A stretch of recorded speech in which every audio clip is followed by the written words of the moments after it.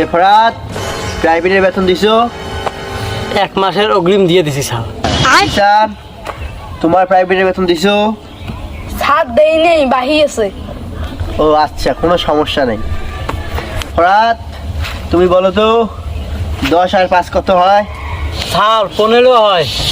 Farhat, very good, খুব ভালো, তুমি জীবনে ভালো কিছু করবা। এই জিসান, তুমি বলো তো 125 পয়সা আর 249 পয়সা কত হয়? আর মানে মানে এ ফরাত, তুমি বলো তো ডগ মানে কি? স্যার ডগ মানে তো কুকুর। ফরাত, তোমাকে অসংখ্য ধন্যবাদ। জিসান, তুমি বলো তো কুকুরের আরবি কি? মানে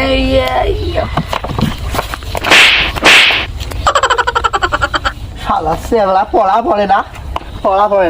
আহারে, আমার মাথাটাই নষ্ট করে দিল রে জিসানটা, আমার মাথাটাই নষ্ট করে দিল।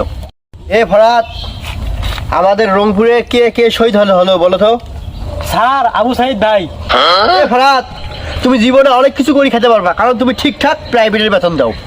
জিসান, এবার তোমার পালা, তুমি বলো তো আবু সাইদের নানার নাম কি?